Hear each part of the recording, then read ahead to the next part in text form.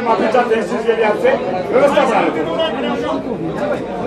Worker साथियों से बात में जरूर मिलेंगे कुछ आपके पास बीच में प्रेस कॉन्फ्रेंस में शोर लग रहा है, आपके हाथ जोड़ के विनती है। खरखौदा की IMT के अंदर देश विदेश की बड़ी बड़ी फैक्ट्रियां लग चुकी होती, महम के अंदर एयरपोर्ट होता, जो एयरपोर्ट मैं कह रहा हूं जो मंजूर हो चुके थे प्रोजेक्ट, कानपुर का जो अस्पताल है आज वो दुगना और तिगना होता, कानपुर की यूनिवर्सिटी दुगनी तिगनी होती, मेट्रो बहादुरगढ़ से अभी चलकर सांपला तक आ गई होती, सोनीपत पहुंच गई होती, खरखौदा तक मेट्रो पहुंचाने का रास्ता साफ हो गया होता। ये आसपास की मैं रूपरेखा बता रहा हूं, मगर इस सब पे ब्रेक इन्होंने लगाने का काम किया। तो पहला तो प्रदेश पे रेफरेंडम, दूसरा बड़ौदा हल्के का अपमान, बड़ौदे हल्के के साथ भेदभाव, इस पूरे इलाके के साथ भेदभाव, इस पूरे इलाके का अपमान। 6 साल से मैं सवाल पूछता हूं इस सरकार से, मैं मुख्यमंत्री जी से सवाल पूछता हूं, सारे मंत्रियों से सवाल पूछता हूं, 6 साल में एक भी मंत्री या मुख्यमंत्री क्या बड़ौदा में एक बार भी नहीं आ सकते थे? कोई सरकारी कार्यक्रम तो छोड़ो, आप कोई सरकारी कार्यक्रम तो छोड़ो जिसमें आए हो, कोई शिलान्यास उद्घाटन, किसी के घर चाय पीने भी नहीं आए। मुझे याद है जब पिछली बार मैंने बात कही थी तो आप में से पत्रकार साथी ने कहा था कि शायद आप अपनी चाय में चीनी कम डालते हो, इसीलिए शायद नहीं आए पूरी सरकार 6 साल, मुख्यमंत्री जी नहीं आए। चीनी तो हम पूरी डालते हैं, पूरी डाल के चीनी, मगर चीनी हमारी चीनी मीठी, जिनको कम लगे उसका हम इलाज नहीं, चीनी तो पूरी डालते हैं। 6 साल में एक बार क्या बड़ौदा हरियाणा के मानचित्र पे नहीं था ये हल्का? अब गरज है, पिछले 6 महीने से जब से इलेक्शन है तब से मारे फिर रहे हैं, मगर 6 साल में कहाँ थे? हरियाणा छोटा सा प्रदेश है, 6 दिन में हरियाणा के एक विधानसभा क्षेत्र में कोई जा सकता है, मगर 6 साल तक बड़ौदा विधानसभा क्षेत्र की तरफ नजर उठा के भी नहीं देखा कि ये भी कुछ लोग हैं, इनका भी कुछ वजूद है। और फिर क्या कहा? घमंड, इतना घमंड। एक मंत्री आया, उन्होंने कह दिया कि एक चुनाव से कुछ नहीं होता।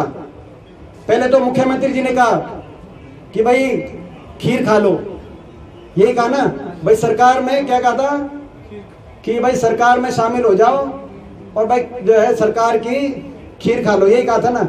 मैं गलत तो नहीं कह रहा, मैं तो आप लोगों से चेक कर रहा हूँ, खीर खा लो। मैं इसलिए आपसे पूछना चाहता हूँ, खीर यहाँ पे बहुत खा के देखी है, सारे मंत्रियों की खीर खा के देख ली। कुलदीप वत्स बैठे हैं, अभी बीजेपी के प्रदेश अध्यक्ष हैं, धनखड़ साहब वहां मंत्री थे, बादली ने भी खीर खाई, भारत भूषण बत्रा जी बैठे हैं, मनीष ग्रोवर जी मंत्री थे, उन्होंने भी खीर खाई सरकार की, सुरेंद्र पवार जी साथ बैठे हैं, सोनीपत से मंत्री थी कविता जी, वहां भी लोगों ने खीर खाई। खीर खा के कितने से हराया? और जींद के लोगों ने भी खीर खाई। मीठा साहब का बयान देखा होगा अभी पीछे, जब जींद में बारिश हुई तो सड़कों पे से पानी बहता था। जींद में तो बाई इलेक्शन में कहा था कि ये बाई इलेक्शन जिता दो, जमा बढ़िया वाली खीर खिलाएंगे, इसीलिए। और जींद ने तो बाई इलेक्शन जिताया, सरकार बन गई उसके बाद, और लोगों ने जो इतना साथ दिया, मगर इतना धोखा जींद के लोगों के साथ हुआ।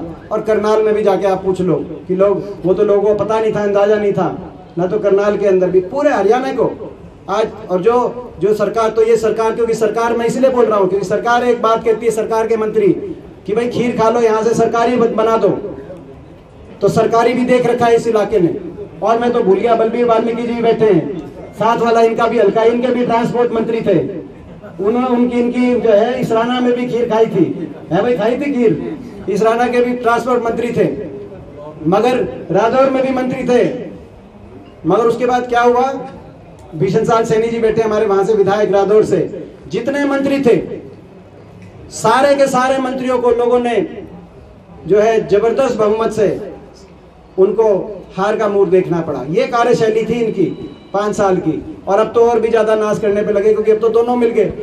तो ये दूसरा हमारा जो है वो बड़ौदा के साथ जो नाइंसाफी हुई है, कोई ये काम नहीं हुआ, भेदभाव हुआ और अपमान हुआ। बड़ौदा के लोग जब गए हर बार इस सरकार के नुमाइंदों के पास अपमानित किया काम किया है। जब मुडलाना ब्लॉक के सरपंच गए तो कहा कि तुम वोट तो देते नहीं, जब धनखड़ साहब के पास गए थे, पंचायती राज मंत्री थे, आप ग्रांट लेने आ जाते हो, तो उनका अपमान हुआ। जब मुख्यमंत्री जी खट्टर साहब के पास गए कि 20 दिन में नहर चलती थी, हुड्डा सरकार के समय आप नहर में पानी दो, और नहीं तो कम से कम ड्रेन में पानी छुड़वा दो, तो नहर में पानी कहते ड्रेन में तो बोले ये तो अपना गंदा गंदा नाला है। क्या कहा था?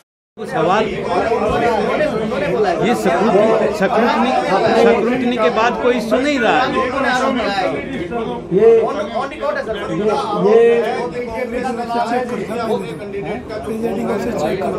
वो तो नोटिस भी देता है। हाँ,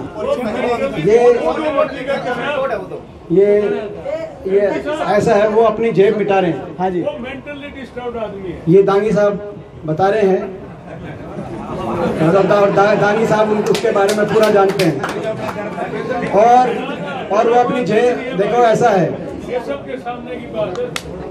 क्या था जहाँ भी जाता है मेंटली मतलब गैर जिम्मेदाराना बात होती है। सर लास्ट एक दीपेंद्र जी अफवाह का बाजार गर्म है कि जो इंदुराज नरवाल जो आया वो इसके साथ साठ गांठ करके